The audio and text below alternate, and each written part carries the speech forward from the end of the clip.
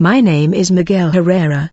I was born in Puebla, a small town in the interior of Mexico where Catholic traditions are rooted in every corner and in every family. Mine was no different. I grew up in a house where the image of Our Lady of Guadalupe occupied the place of honor in the living room and the rosary was prayed every night before going to sleep. My mother, Dolores, was known for her unwavering devotion, and my father, although more reserved in his faith, never failed to take us to Sunday Mass. From a very young age, I was raised to deeply respect religious leaders. Father Alejandro, our local parish priest, was almost a saintly figure in our community. When he passed through the streets, people would bow slightly and kiss his hand as a sign of respect.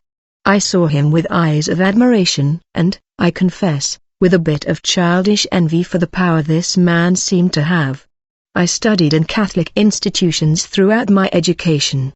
The priests and nuns who taught me shaped not only did my formal education affect my worldview, but I also grew up as a devout young man who served as an altar boy at Mass and actively participated in all church events.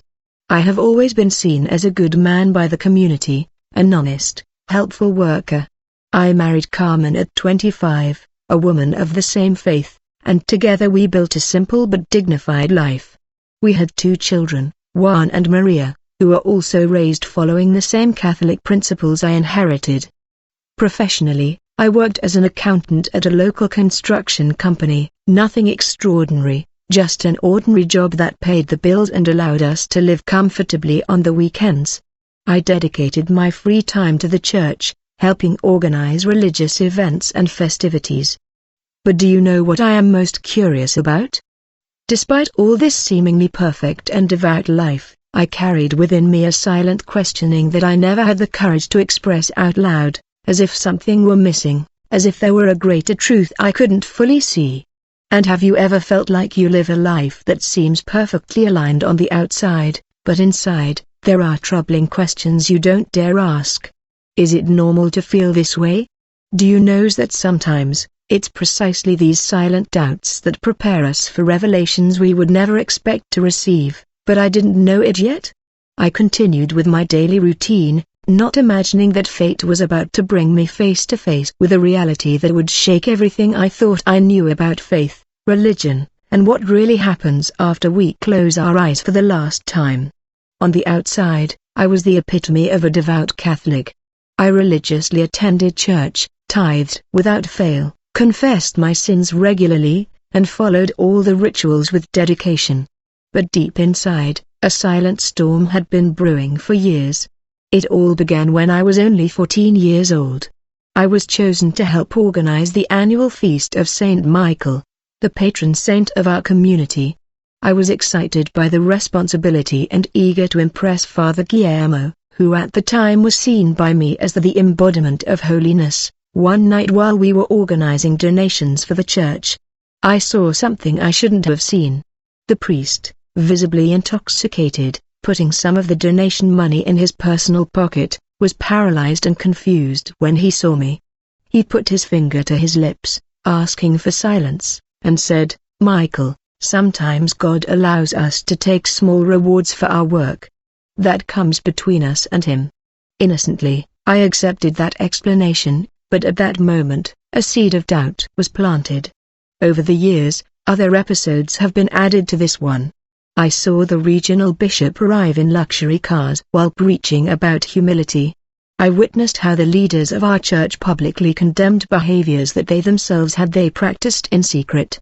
I have met faithful devotees who have been emotionally manipulated into giving beyond their means, promising blessings that never materialized. The most painful thing was when my Aunt Esperanza, a widow living with limited resources, sold her only valuable possession, an old gold watch belonging to my late uncle, to make a special offering that the visiting pastor said would ensure the cure of her arthritis.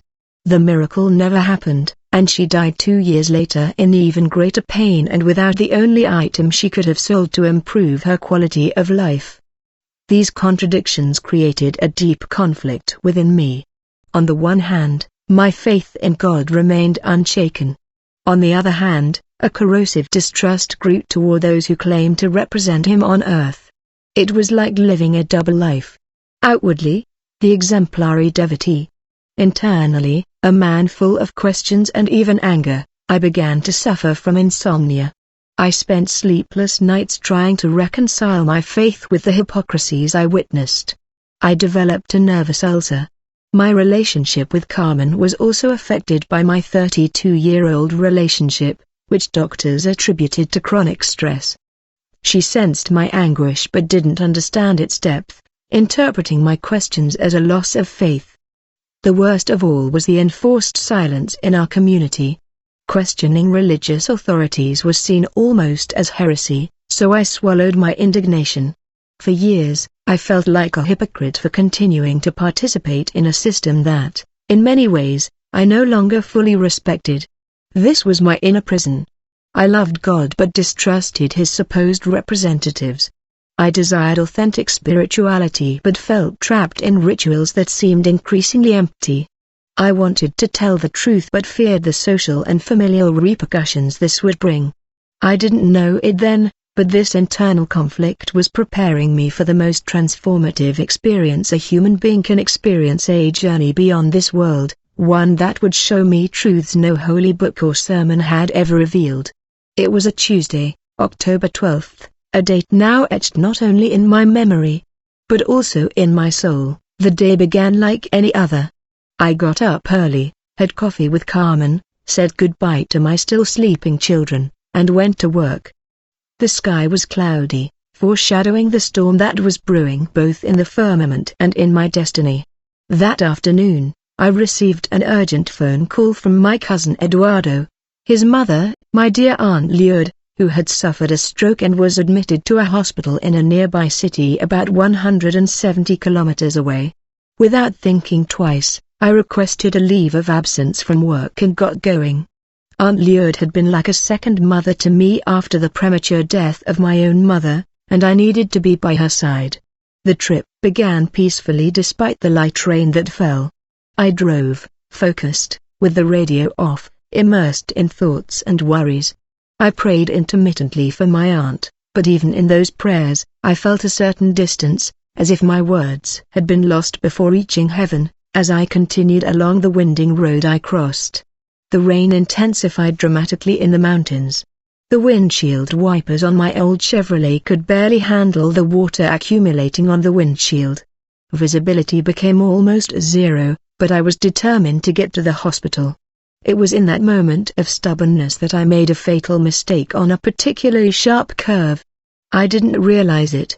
Just in time for a truck that had partially invaded my lane while I was making the turn, I tried to swerve, but the wet asphalt betrayed my reflexes. I felt the car skid, spin violently, and then a deafening impact as we hit it from the side. The world around me became a chaos of twisted metal, broken glass, and a stabbing pain that ran through my body. I vaguely remember distant voices, sirens, and the sound of metal being cut. The paramedics worked frantically to pull me from the wreckage. One of them took my hand and repeatedly said, "Hang on.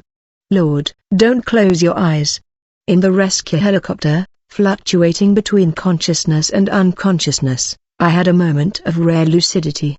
I thought of my children in Carmen and all the questions I never had the courage to ask out loud. This is how it ends, I thought.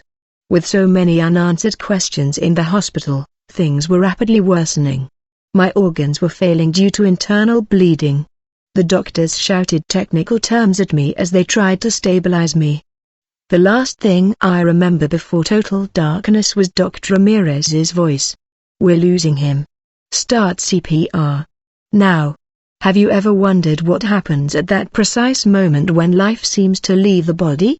Have you ever wondered what your last thoughts would be like if you knew you were about to cross the threshold between life and death? Think about it for a moment. What unanswered questions would you take with you at that critical moment, as the medical team struggled to bring me back? Something extraordinary began to happen. Something that would forever change my understanding of life and death. Faith and, most importantly, the true nature of spirituality. What did I see in the next few minutes, or perhaps hours? It defies any rational explanation and contradicts much of what I've been taught in banks all my life. The heart monitor was emitting that continuous, high-pitched sound that everyone dreads hearing in a hospital. My heart had stopped. Stop time 7:HLBJ/42 p.m., a nurse announced as the doctor placed the defibrillator pads on my chest. Back off. I screamed, and my body jumped in shock, but the monitor continued to emit that straight line. Relentless. It was at that precise moment that I realized I could see everything that was happening, but not from my body. It was floating. In some inexplicable way, I was floating near the ceiling of the emergency room, observing my own inert body on the stretcher below. I no longer felt pain or fear, only a surreal curiosity about what was happening. Epinephrine was now ordered by Dr. Ramirez. As chest compressions continued, a young woman, a doctor, who looked no older than 30, pierced my arm with a huge needle. Her hands were shaking slightly. I wanted to tell her everything was fine, that she didn't have to be afraid, but of course, no one could hear me. The strangest thing was the clarity. I could see small details I normally wouldn't notice. The small gold crucifix the nurse wore under her uniform, the doctor's worn wedding ring, a small coffee stain on another professional's gown. My vision seemed to have expanded in all directions simultaneously. It was then that I realized something even more extraordinary. There was some kind of translucent silver cord connecting that floating version of me to my physical body. It pulsed with an ethereal light, as if carrying energy between the two manifestations of my existence. Then I felt a subtle force pulling me, not downward, backward to my body, but upward towards something beyond the hospital roof. Without physical resistance, I passed through the cement and the upper floors as if they were only holographic projections. In a matter of seconds, I was out of the building. Seeing the city illuminated by the persistent rain below, I could see the ambulances arriving, people crying in the waiting room, life taking its hectic course as I distanced myself from everyone. The silver cord stretched but didn't break. It was then that I noticed, or rather felt, the presence of the tunnel. It didn't appear suddenly, it was more as if it had always been there and only now could I perceive it. A circular opening of absolute darkness formed before me. Unlike normal darkness, this one seemed to have depth, texture, and strangely purpose. The attraction toward it was irresistible. It wasn't a physical force as we know it, but something more fundamental, like the gravity of the soul. I began to slip into that void, which paradoxically didn't seem empty. The tunnel was cold. This sensation is difficult to describe, since it wasn't the cold we felt on our skin on a winter day. It was an existential cold, an absence of something essential that we can't name when we are alive. As I moved forward, I realized I was not alone in that passage. There were shadowy presences moving on the peripheries of my perception, some of which seemed to be fleeing from me. Approaching, others seemed to be watching me with what I can only describe as hunger. Further down the tunnel, I began to hear voices, incomprehensible murmurs at first, then increasingly clear. There were wails, pleas, and occasionally distant screams. They came from no particular direction. They seemed to emanate from the very walls of that endless corridor of darkness. Time has completely lost its meaning. I could have spent only seconds or several eternities slipping through that abyss. The silver cord that connected me to my physical body grew thinner and thinner, and I knew with an inexplicable certainty that if it broke, there would be no return. Finally, the tunnel began to open up to something beyond. It wasn't the bright, welcoming light that so many report in near-death experiences.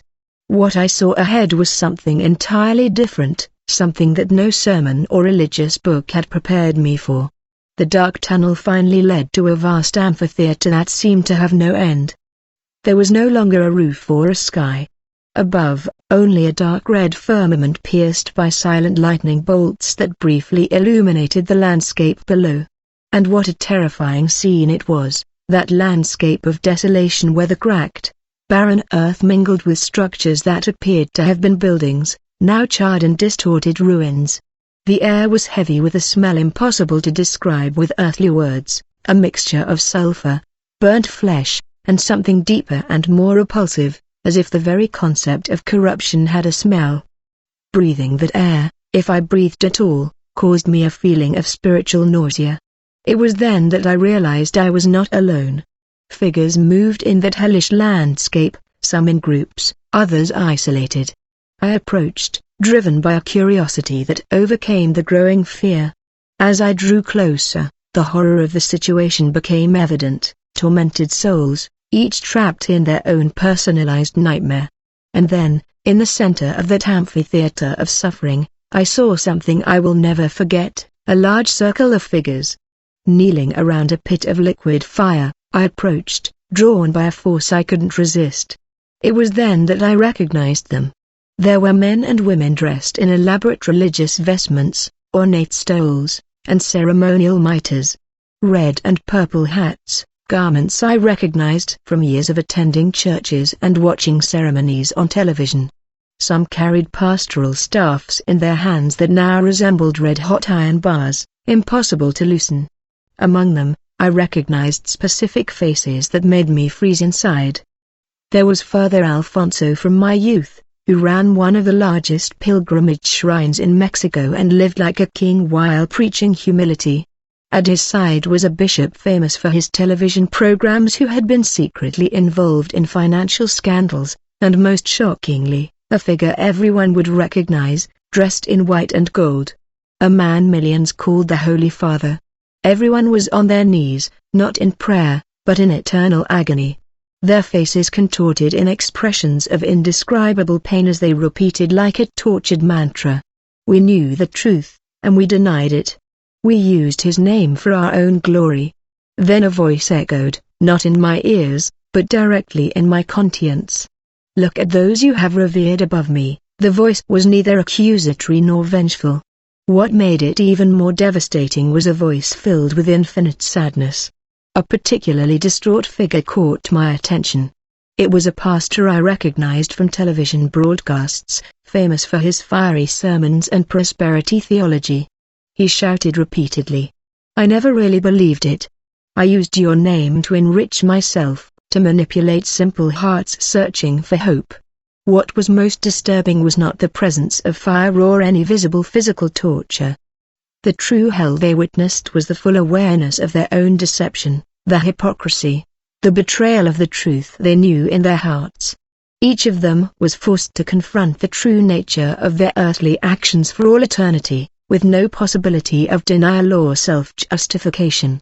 Have you ever stopped to consider what it would be like if, after death, we were forced to confront every lie we ever told, every person we ever intentionally hurt, every time we used something sacred for our own benefit? What would it be like to have to eternally relive every moment in which we knew what had to be done but chose the most convenient path? As I looked out at that hellish scenario, a figure approached me. He wasn't threatening but radiated a serene authority. These are not here for your common sins, the entity told me. They are here because they used the sacred name as a tool for power and wealth. They have turned the search for divine truth into a marketplace and sincere souls into merchandise. Then I realized a terrifying truth. The hell I witnessed was not a punishment meted out by a vengeful God. It was the natural and inevitable consequence of lives built on spiritual falsehood. These religious leaders had created their own hells, brick by brick, sermon by sermon, lie by lie. The entity pointed beyond the circle of religious figures. Look beyond, and I saw multitudes of lost souls wandering in confusion. These are the victims of those you see in the center circle, people who have abandoned the genuine search for spirituality after being betrayed by those they trusted to guide them. As I struggled to process this devastating revelation, I felt a vibration in the silver cord that still connected me to the world of the living. They were calling me back. We have a pulse. We have. Dr. Ramirez's enthusiastic voice pierced the veil between the two worlds. I felt a violent tug as if I'd been thrown back through the tunnel at impossible speed. Images of hell and tormented religious leaders were still burning in my consciousness when I abruptly reintegrated into my physical body. The pain was immediate and overwhelming. Every inch of my being throbbed with suffering that morphine could barely relieve. But there was also a strange sense of gratitude for the pain. It meant I was alive again in a world where there were still decisions to be made, truths to be told. Miguel, are you listening? The young doctor leaned over me. Her pupils dilated with worry and relief. I tried to speak, but there was a tube in my throat. My eyes opened wide in panic as memories of what I had witnessed flooded my waking consciousness. "Calm down, Mr. Herrera," the nurse said, taking my hand. "You suffered a serious accident. Cardiac arrest for almost 12 minutes. It's a miracle that he's back." Miracle. That word now had a completely new meaning to me. It wasn't a term to be used lightly, as I'd heard so often in manipulative sermons. It was something profound, mysterious, and above all, genuine, unlike much of what I had witnessed in religious institutions during my life. Over the next few hours, while doctors stabilized my condition and ran tests to detect possible brain damage from the prolonged arrest, I struggled to integrate my experience into the reality that now surrounded me. Images of hell, not a literal place of fire but of tortured consciousness, mingled with the beeping of machines and the comings and goings of the medical team. 3 days later, when they finally removed the intubation tube and I was able to speak again, my first words were directed at Carmen, who hadn't left my side since arriving at the hospital. "I've seen hell," I whispered hoarsely. "And the religious leaders were there, burning." Carmen looked at me with a mixture of concern and confusion. "Miguel, you had severe trauma. The doctors said that hallucinations are normal after." "They weren't hallucinations," I interrupted with a certainty I'd never felt before. "It was real, more real than this room, than these machines, than this broken body." In the weeks that followed, as I slowly recovered from multiple fractures and internal injuries, I tried to explain my experience to the few who listened. Most reacted like Carmen, with mild concern, attributing it all to temporary brain damage caused by lack of oxygen.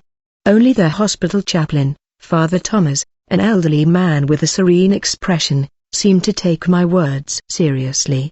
When I described the scenes of hell and the religious leaders I recognized there, he didn't deny it, he tried to rationalize it. He simply listened in contemplative silence. Miguel finally said, "The Church has a long tradition of mystical experiences and visions of the afterlife. Some were accepted as authentic, others rejected. It's not for me to judge what you've seen. But I can tell you one thing, if your vision leads you to a more authentic and compassionate faith, then perhaps it contains the truth." Regardless of its origin, it was the closest thing to validation I received from someone connected to the Church. For the inducing doctors, I was just another case of a near-death experience with hallucinations induced by cerebral anoxia, a well-documented phenomenon, they said. For my family, it was a disturbing story they preferred not to discuss in depth, but I knew what I had witnessed. The acuity of that experience did not diminish over time, as it does with dreams or hallucinations. On the contrary, every detail remained vivid in my memory, as if burned into my soul. When I was discharged, 42 days after the accident, I left the hospital a transformed man, not only by the physical trauma but primarily by the spiritual journey I had undertaken. Unbeknownst to me, the world looked different. Now, the churches that once inspired reverence in me now provoked a vigilant melancholy in me. The televised sermons I had previously accepted without question now rang hollow, sometimes even sinister. I had seen what happens when religion becomes an instrument of power and the manipulation, and I wouldn't, remain silent. Have you ever wondered how many people around you are silently dissatisfied with a superficial spirituality?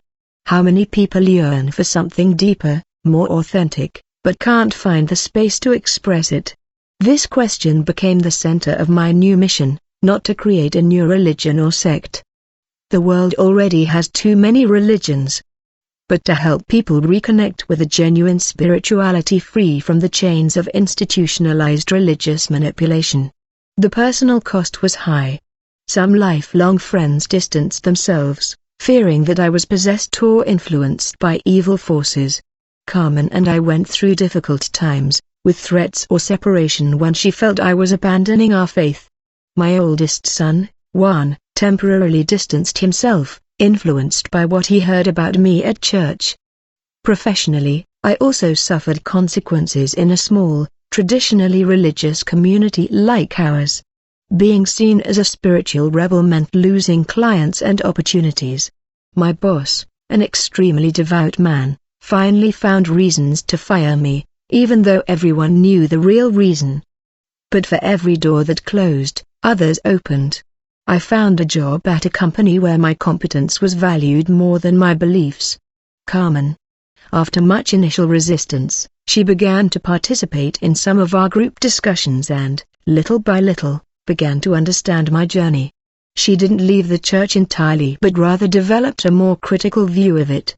Certain practices.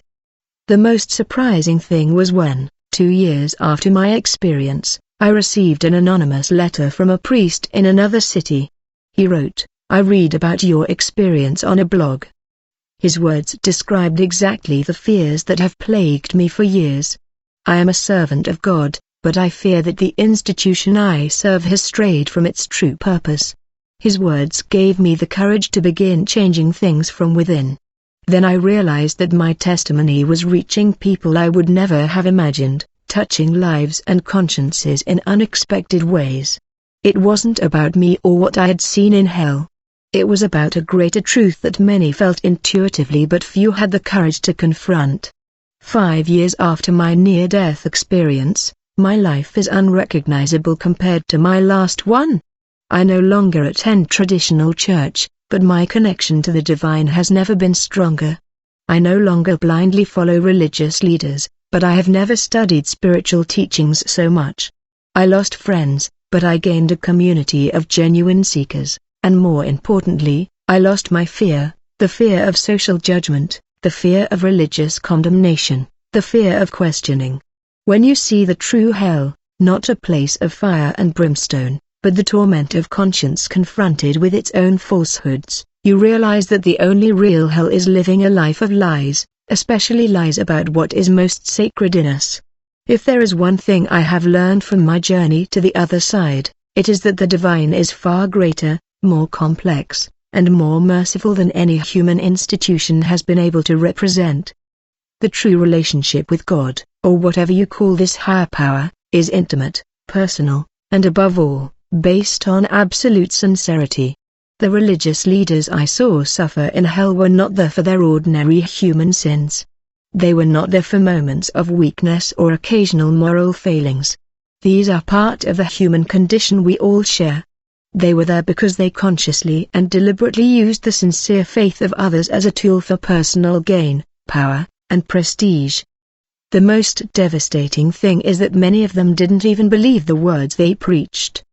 They used the language of faith like a marketer uses marketing techniques to manipulate emotions, create dependency, and extract resources. I am not here to condemn all organized religions or to all religious leaders. There are many genuine servants who dedicate their lives to helping others, using their position to uplift, not to control. These are beacons of true light in what can sometimes seem like a sea of spiritual darkness. What I want to share with you who have listened to me so far is an invitation to spiritual authenticity. Do not allow anyone to position themselves as an indispensable intermediary between you and the divine. Do not accept without question teachings that promote fear, guilt, or emotional dependence. Do not confuse external rituals with true internal transformation. Authentic spirituality does not require you to abandon your discernment, your reason, or your voice. On the contrary, it invites you to use all these faculties to distinguish what is truly divine from what is merely human. All too human. My experience has taught me that hell is not a place where God sends people as punishment. It is a condition we create for ourselves when we live out of alignment with the truth we know within ourselves. Heaven is not a reward for properly performed rituals. Prayers properly recited are the expanded consciousness that results from a life lived in harmony with our true spiritual nature. And you, In whom have you placed your trust? In external rituals, in charismatic leaders, in unquestionable traditions, or in the silent wisdom that dwells within your own heart? It is never too late to begin a journey of spiritual authenticity. I had to die to wake up. You don't have to. If my testimony touched your heart in some way, I would like to invite you to watch another near-death experience video that is playing on the card right now. Every journey to the other side offers us a different view of the same fundamental truth, that we are so much more than our physical bodies and that love and authenticity are the only currencies that truly matter beyond the veil of death. Don't forget to leave your like if this story touched your heart. Your support helps us continue sharing these powerful testimonies that can transform lives and awaken consciences. I am Miguel Herrera, and this was my experience. May your own spiritual path be guided by the light of truth. By the brilliance of false prophets.